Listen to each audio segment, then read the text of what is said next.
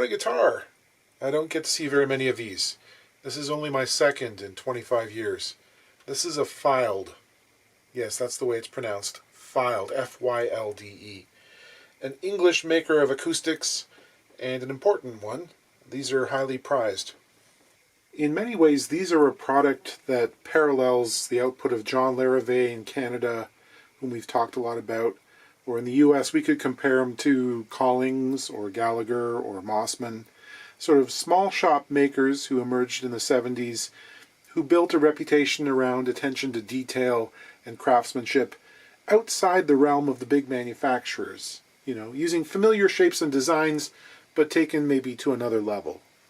Fylde is the product of Roger Bucknell. He had a background in mechanical engineering and did a number of things while at the same time building up his guitar-making chops in the Lake District of northwest England, which is a very picturesque, mountainous region. Great for postcards. It's important to recognize that there were very, very few acoustic guitar makers in England in the 1950s and early 60s, big or small. There's some history of violin lutherie as an individualistic kind of pursuit there, but there was no place you were going to learn this stuff. The 60s, of course, brought forth all of the British music groups that we know, and also a flowering of traditional ballads and folk music, and Bucknell was there absorbing that spirit in the culture, and in 1973 he started building full-time and making deep connections with the English acoustic guitar players, There was sort of a finger-picking subculture who wanted something homegrown to play, and Fylde became that guitar. Bucknell was working directly with professional players in the pursuit of his designs.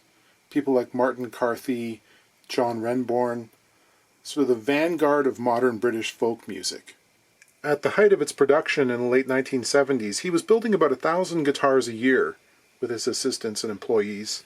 Then the 1980s showed up, and those were disastrous for the acoustic guitar market. We don't talk about it very often, but the bottom really fell out. And Roger actually started making cases for pool cues and other accessories, and the guitar business really got scaled right back. He did sort of recover, and now he produces about 100 guitars a year. Still going strong in his 70s. This one, which was built in 1980, seems to have had a bit of a convoluted history. It comes in a case with many stickers on it, some from various music festivals, and the owner thinks there may be a connection with the Scottish band Nazareth. There are a number of ex-members who played guitar for Nazareth in the 80s. It might not be that easy to pin down, but I happen to know a person who's a touring guitar tech for them. Maybe we can figure some things out. This is the Falstaff model. Falstaff being a much-loved Shakespearean character from Henry IV. The better part of valor is discretion, in the which better part I have saved my life, etc. It's a dreadnought-sized guitar with a long 25.5-inch scale. A lot of the English folk idiom relies on dropped tunings, and a long scale helps with getting the sound out there. The soundboard on this is not spruce, either European or North American. This is hemlock, which is similar in some ways. Maybe not quite as stiff as Sitka. Depends from piece to piece. Apparently Bucknell also used quite a lot of red cedar in his work, which is something that few large manufacturers have done over the years, but a cedar-topped guitar can be very pleasant. Bucknell's a big proponent of 0 frets. In this case, the string spacing nut here is made from lignum vitae, which is a particularly lubricious tropical wood. It's exceptionally hard. It was often used for making carvers' mallets and that kind of thing. But it's got this weird self-lubricating property. It used to be used for the pulley blocks and belaying pins in sailing ships. They never wear out. It's actually been used in bearings, too. Pretty cool stuff. The action height is really not bad at all. It's around 6/64 on the bass side and 4 on the treble. There's plenty of saddle height left. It doesn't look like very much is distorted on this instrument. I'm not sure what role it would play, but the thicker than usual ebony fingerboard might have something to do with that. Here on the fingerboard extension, it's a full 1/4 of an inch tall, which is about a 32nd thicker than a Martin of the similar style. There is no adjustable truss rod in this guitar. Boo-hoo. Martins didn't have one in 1980 either. It's something to consider though, because we're going to refret it and we need to make sure that we keep the neck straight. So with my capo on the first fret, holding down the E string at the body joint and using my feeler gauge, it seems that the relief is a little more than we need. It's around 15 thousandths, which is a bit generous. And hopefully we can straighten that out a little bit with the refret. In cases like this, of course, it's useful to use the notch straight edge to see what's going on the actual surface of the fretboard. In this case, the relief here seems to be slightly less than on the top of the frets. This is about 8 thousandths. It's possible that wear took place, or maybe the relief was actually dressed in during a fret dress at some point. However, the neck is, that's reasonably straight, 8 thousandths. And with all the string tension off, the surface of the fretboard is really straight. There is a scant 2 thousandths relief, if that. So it's basically flat with no string tension, which is a good kind of benchmark to work from. The fret wire looks like it's pretty skinny stuff, old vintage 75 thousandths probably, yeah. So the owner would like a slightly heftier modern wire. I think we'll use 84 thousandths. In terms of height, yeah, 26 thousandths, which is evidence that it really has had a fret dressing or two. Wouldn't want to go too much below that. Yeah, 28 thousandths there. In the first position, there are definitely divots that go considerably below that. And yeah, also in the 25 thousandths range down here. So not much fret left.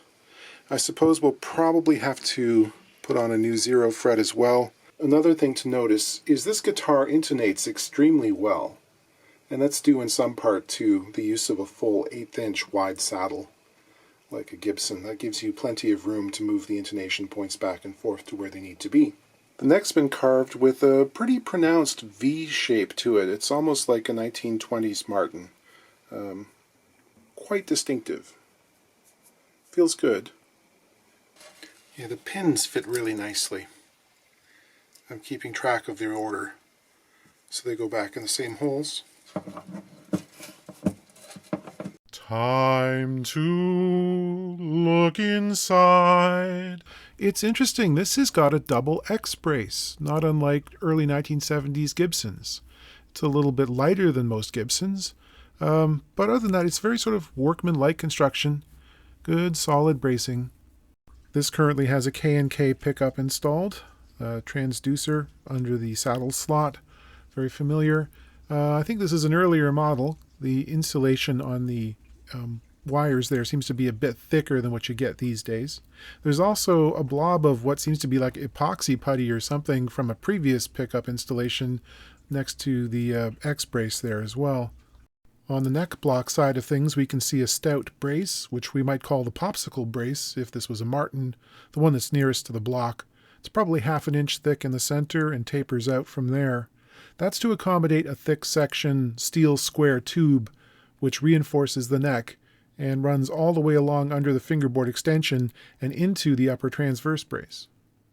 Have a look at the ends of the frets here. Someone really took a file to them and dressed them away to the point where they're following the radius of the board, so that the tangs of the frets are exposed rather than the ends of the frets themselves. Went that far down. This can be tricky to work with because rather than flat material all the way to the end of the fret, when I put the new ones in, there's going to be a gap under them. So there might be enough material to dress down the surface of the board and make that flat again, hopefully. If not, the new ones are going to look a little bit like this when I'm done. There's a very wide radius on this board. It's more than 20 inches, probably close to 22 or something. A martin would be about 16. As usual, I heat the frets up with my soldering iron, and I'll use my fret pulling pliers to gently pry them up. They actually came out pretty easily. There's not enough room to pull the 0 fret, and the spacing nut has to come out anyway. I'll score around it with a scalpel, just to make sure that the lacquer doesn't fracture in unintended ways. I'll give it a gentle little tap. And because lignum vitae doesn't really glue nicely to almost anything, it came off very cleanly. I'll use a 20-inch radius sanding block, which is tighter than the radius of the board, and it'll start sanding on the corners, help to sharpen those up and make a more distinct transition between the sides of the board and its surface. It'll be helpful. This is a nice piece of quarter sawn Gabon ebony, but it's the spotty kind. You see this every once in a while. They look almost like leopard spots, some kind of inclusion. I'm just putting a radius on the wire here. This is Stumac number 148, which is kind of your standard acoustic wire, medium height, medium width, which happens to be about 10 thousandths wider than the original stuff, which the customer doesn't mind. After cleaning the wire, I'll snip it to length for each individual fret. I set the depth gauge on my fret saw, so there's just a scant couple of thousandths of an inch extra depth. You don't want super deep slots, that's just weakening the fretboard. Now in this case I know that the board actually has fairly deep slots to begin with, but it's just, good practice. Yeah, these slots are definitely deeper than necessary, and they may be wider than standard modern North American wire. Seems to be a little bit generous in terms of width. Nope, these seem to be about 22 thousandths of an inch, which is just fine. I'm concerned because, again, we've got no truss rod in this guitar, and the neck, as I've sanded it, is straight. It's pretty much dead straight. Now, I don't mind if there's a tiny little bit of back bow introduced, because I know there's a certain amount of up pull.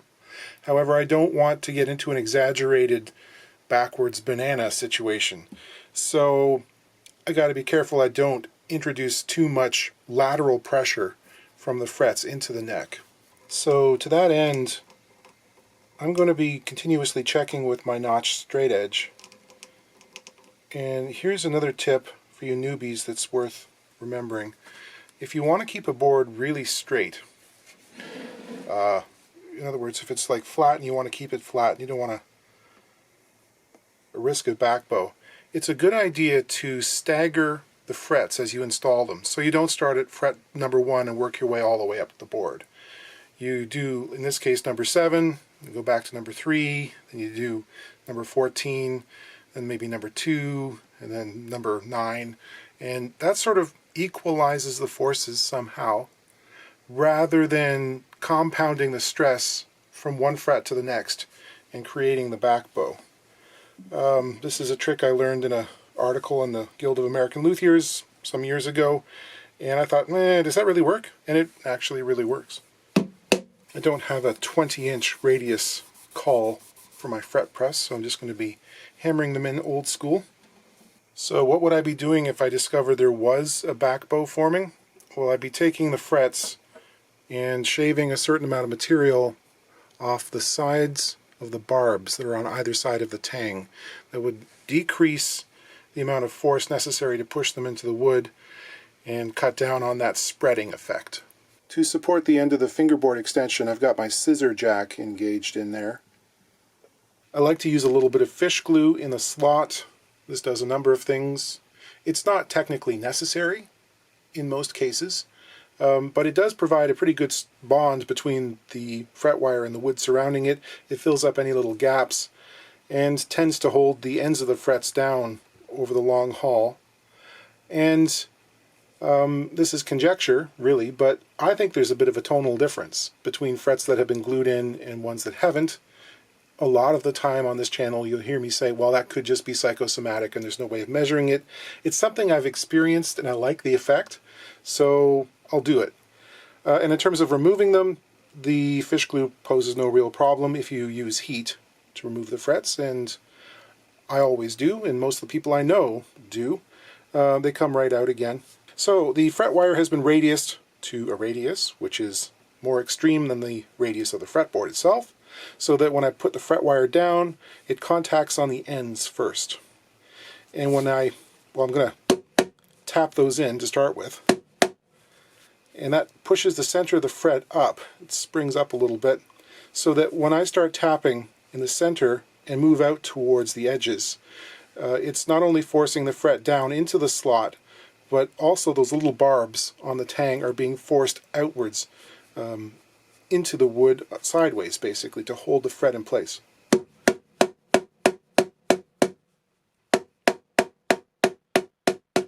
And a fret that's been properly sized for the slot does not take a huge amount of force to seat. If it does, you're probably bending the neck, for one thing, but it's unnecessary.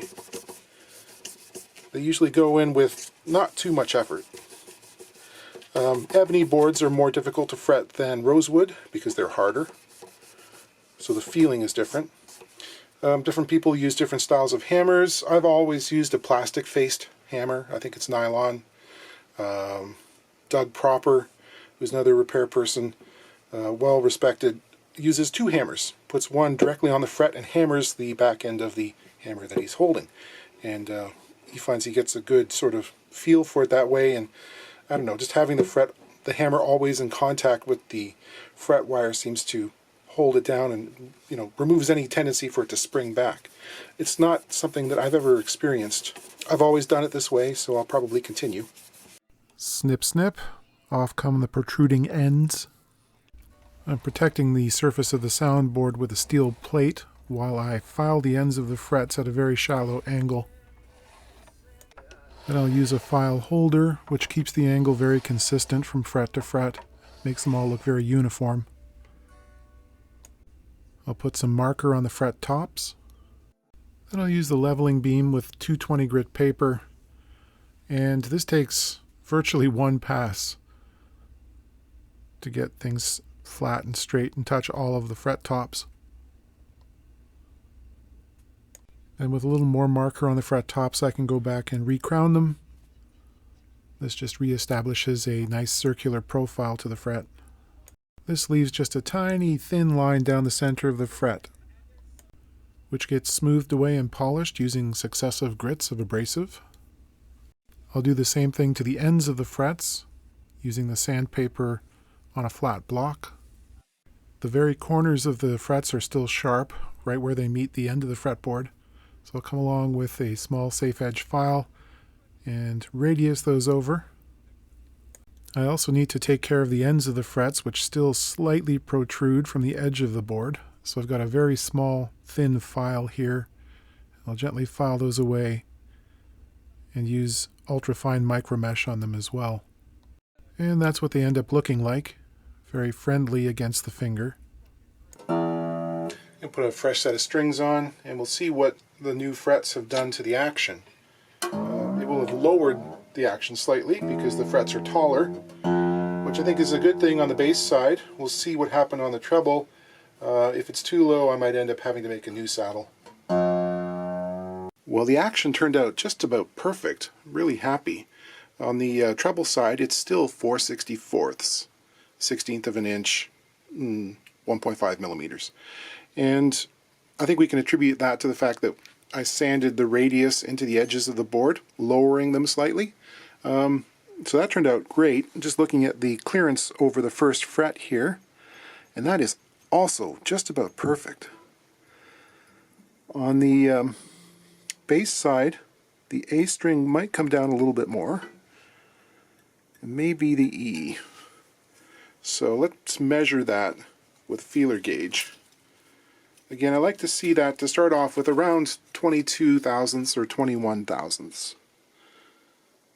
So yeah, it's a little bit high on the lower two strings. So I think I can file a little bit on the 0 fret there and bring those down slightly. And I really am splitting hairs at this point. It's only got to come down about 2 thousandths, 3 thousandths of an inch.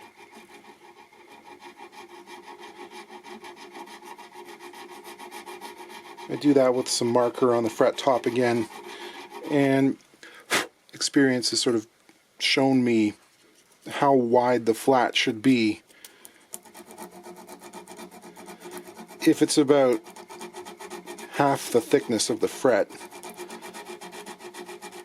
on these vintage sized frets, it's going to be about 3/1000.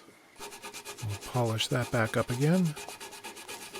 I like 22/1000 for a 0 fret guitar because these strings are going to, well, basically wear in their own grooves or slots into that 0 fret and lower themselves slightly, and it happens pretty quickly, so that's good. I like that. I still want to take the action down just a fraction more on the bass side, just a hair under 6/64. I want to see it 5.5.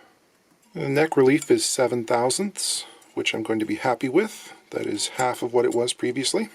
I was shooting for 6. And this saddle is a little bit loose. It has the feel of a saddle that you would want in something with an under saddle pickup, because this has got a K in it. It could be a little tighter. I sand the bottom of the saddle at an angle to lower the bass side. And check with a straight edge. I'll add a thin coat of super glue to one side where it's underneath the wood of the bridge. This will add just enough width to tighten it up in the slot. Yeah. That's what I want.